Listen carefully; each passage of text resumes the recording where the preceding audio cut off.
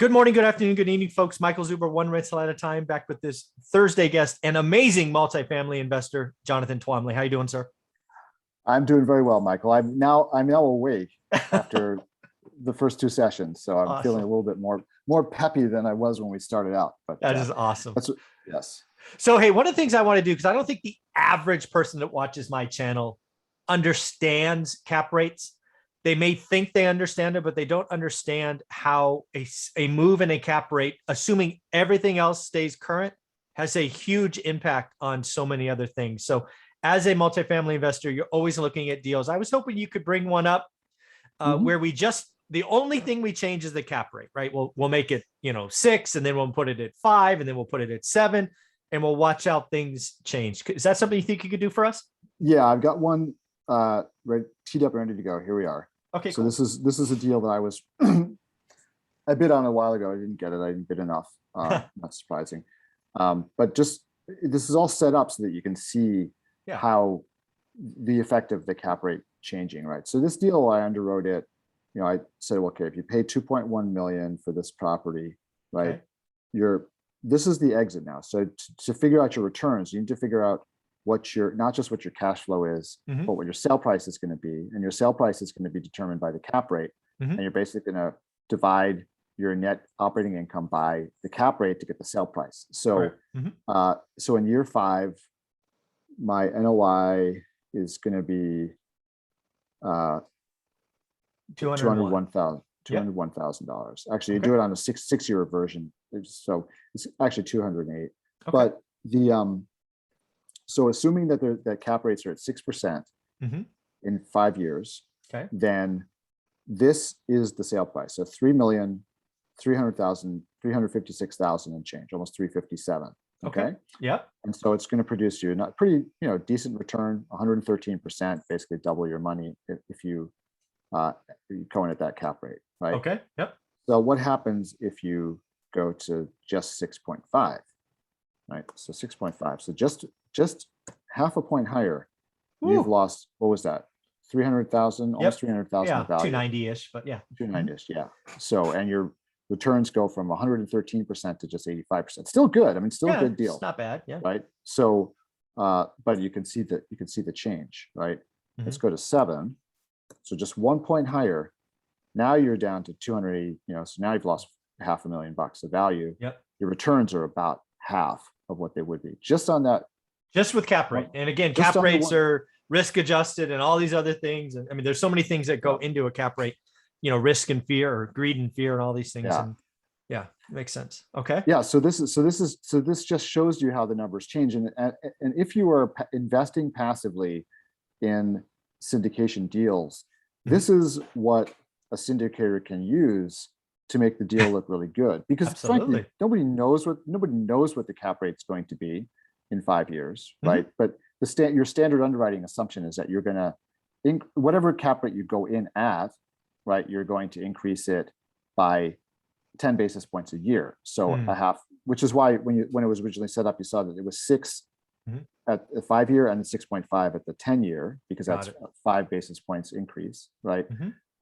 But right now, when people were going into cap rates of 3 and they're Hmm. underwriting it and their exit is 3.5, boy, that makes your exit price look amazing, Yeah.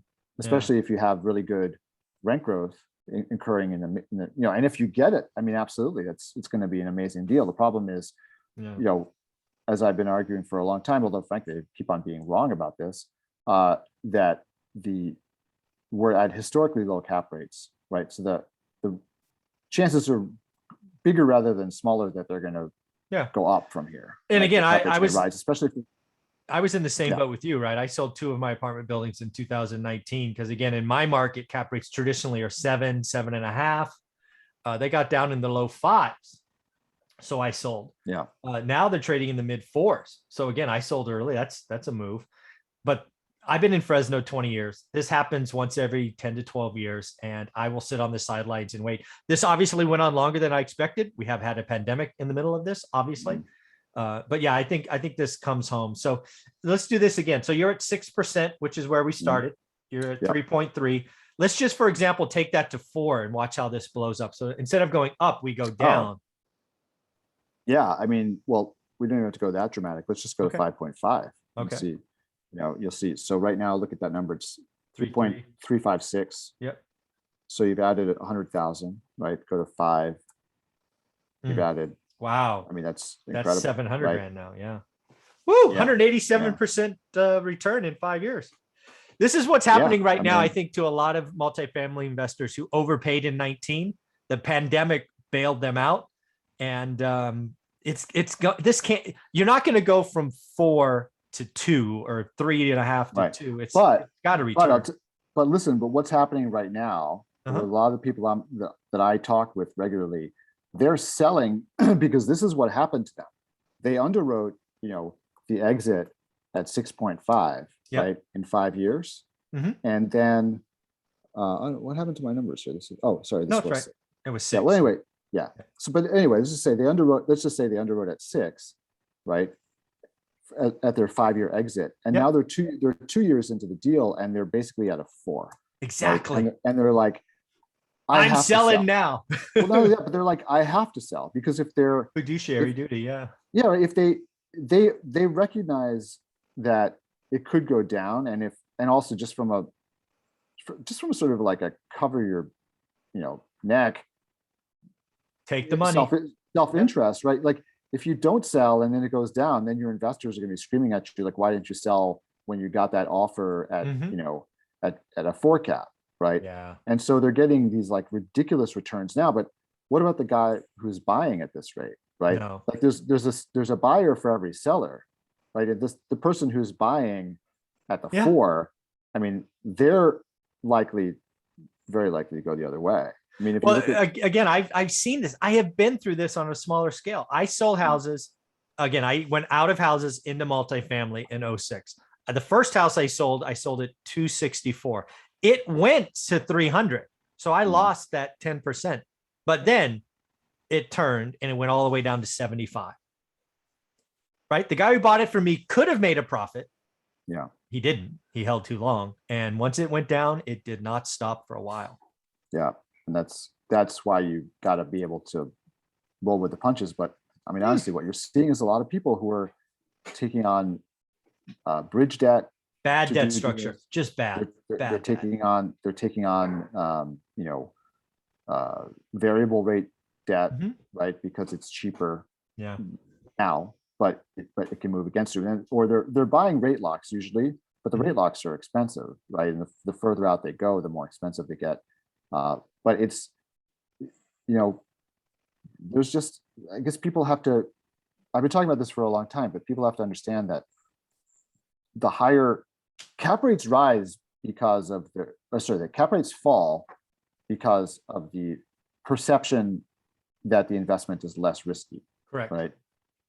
So, however, as they fall, they make the investment more risky, right? Yeah.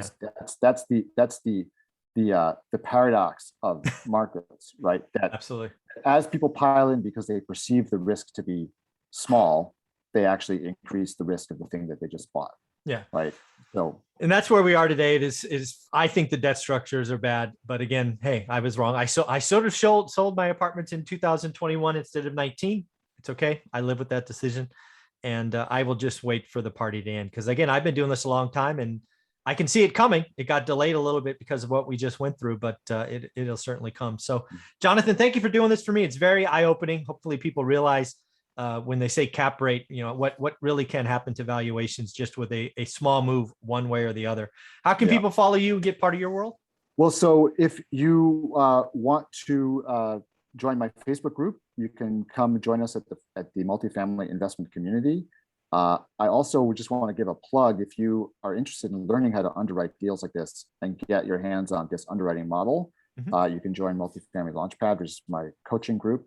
And you can also, if you're interested in investing with me, and I do have an active deal at the moment, if you are an accredited investor, please Google Two Bridges Asset Management LLC and fill out the investor form, and I will be in touch with details. Very cool. Thanks, Jonathan. Absolutely.